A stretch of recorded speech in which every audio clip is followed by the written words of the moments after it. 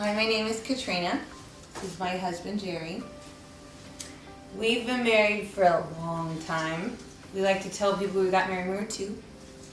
In reality, we were 18 and 20. And as you can imagine, getting married that young is trying on young people. We also started out our marriage with a child already. So that added to some of the normal pressures of getting married so young. We made some decisions to try and make our lives go in the right direction. So the year I turned 18, a couple months later I graduated from high school. August, after I graduated, we had our son. In October we got married, and in December we moved away from all our friends and family.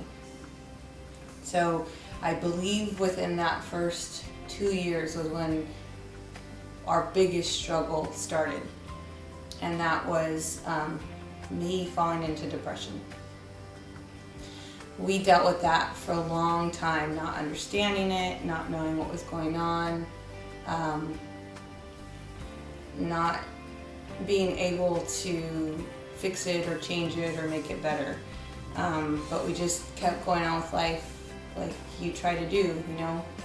We ended up moving back from Tracy, where we moved, came home, and we both got jobs, and finally felt like we were making it. You know, we had our own place, we were doing well, we were making good money. Decided to have a second child, and within a few years of having the second child, things kind of came crashing down on me. So my depression escalated, and it got to the point where I couldn't deal with anything. Nothing made me happy. Nothing fixed any of it. I had left a job that I was at for 6 years, and was fortunate to have a co-worker that recognized the depression signs and suggested I go to counseling.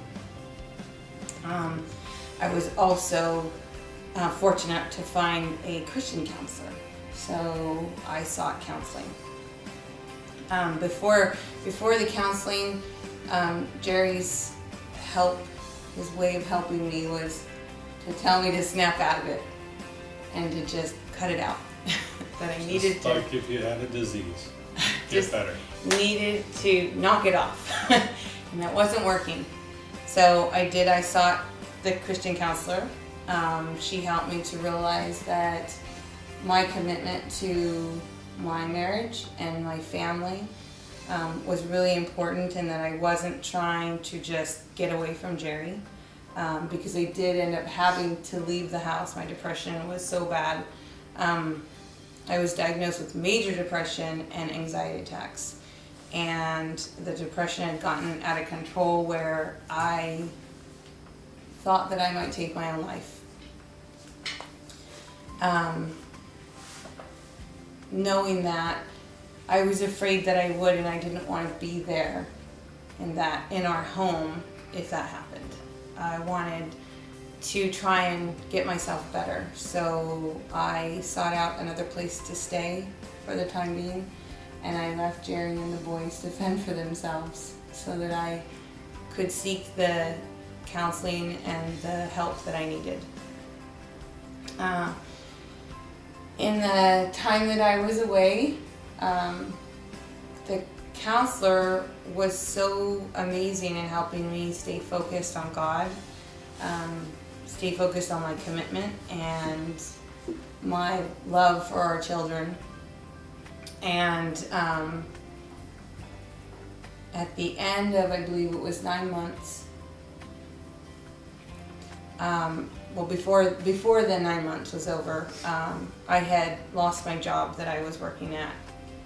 I didn't lose it, I know where it was, but they had let me go. And it was summertime, and our kids were going to be home and needed somebody to watch them, so I decided not to go look for another job. I'd stay home with the kids. So I would go to our house, and I'd watch the kids during the day, and when Jerry got home at night, I would leave. And there was one particular night that he said, you know, you don't have to leave. And after all the struggles and ups and downs and everything we went through because of the depression, on my way home that night, I just prayed for God to help guide me where I was supposed to go, how we were supposed to live our lives, and where we were going to end up.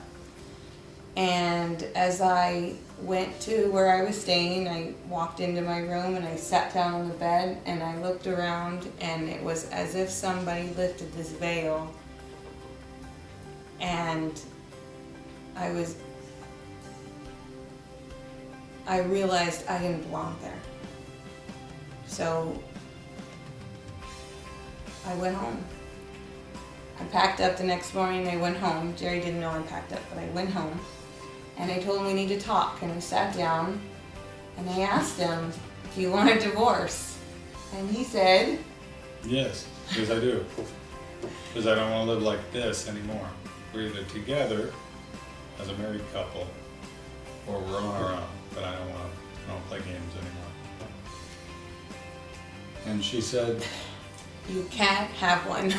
yeah, she denied me. So she decided to move back in, and then we just started working on the issues that were related to her depression and the things that happened in our household that made it worse.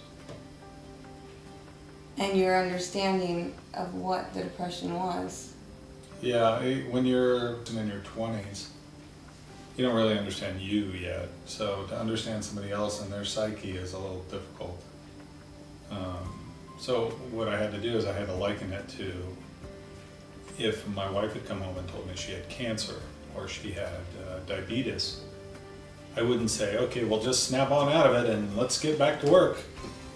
I'd take her in and we would find out what was wrong, and we would get medication if that's what it required, and we would do whatever it took to make her well. And that was what I just didn't understand. And I didn't understand it until after she had gone through all of this. But during the course of it, I developed a pretty heavy drinking problem.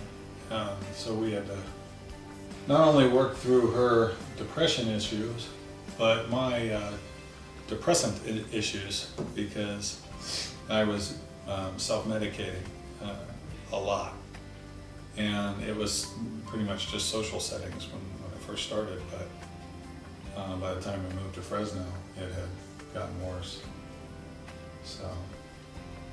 So on top of those issues, dealing with the depression and trying to make her better, I was trying to kind of hold it all in. So we moved to Fresno. We actually moved to Clovis, and basically what happened was I got a job offer, and I came home and said, I'm moving to Clovis, you coming with? Or at the time it was Fresno, because that's where I was working for. So I'm moving to Fresno, you want to come? And she said, yes, I do. Felt that was for a reason, that God was guiding us away from where we were intentionally. Because a lot of our issues, the people we hung around, her depression, my alcoholism, seemed to be enhanced by who we were with all the time. And we needed a fresh start, and God opened that door. yeah. He put neon around it. He didn't just open the door, he put neon around it. So I don't know how many people I've talked to about depression, but I'm willing to talk about it because I figure that's one of the reasons that I had to go through what I went through, so that I could help even just one person. Because depression it's debilitating, it's scary, it's not fun. But when you can recognize it in somebody else and reach out and help them, and they can feel like they can connect with you, that you honestly do understand what it feels like, then it makes me realize, God does have a purpose for our lives. He's got a purpose for everything we've gone through, and everything we're going to go through. And if that's what my purpose is to be brave enough to share my story, then that's what I'm doing.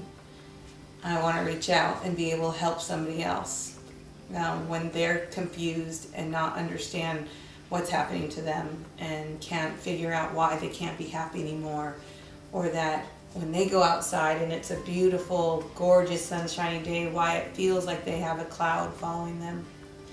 Because depression makes you feel like it's dark all the time.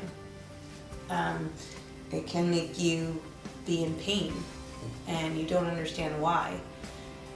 It taught me and Jerry that we could survive anything that was ahead. And we came out as a stronger couple. We realized... I was fatter too. We realized that we just had to reach up or look up. Yeah. God was always with us. We weren't alone in it. We had to learn to turn to Him. Not just as a married couple after we got back together, but individually when we were going through it.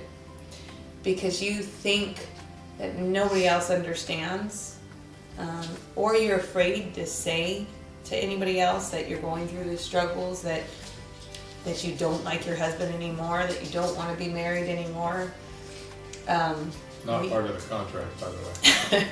But that you could turn to God, that I trusted Him more because of realizing that I wasn't alone, that I needed to rely on God rather than just myself. Because going through the depression, you don't even understand what's going on in your own head. But I lost focus of my relationship with God, that He was there for me. He had been with me through so many things, but for some reason the depression had taken over so drastically that I couldn't even see that I had stopped praying. I had stopped going to church.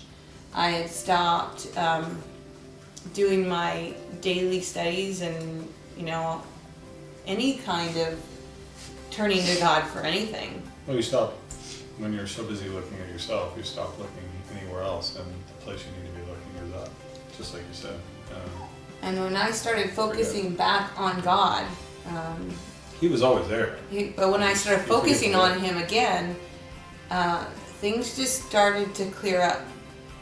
We're not the first people to be married and struggle and go through the things that we went through, or be angry with each other, or frustrated, or... Ooh, we still get mad at each other. Or sad.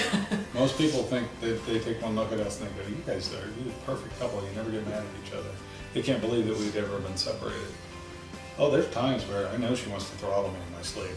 And quite frankly, the pillow has looked pretty good for a good over her head a couple times too. But the reality is, I'm a better man with her than I'd ever be without her.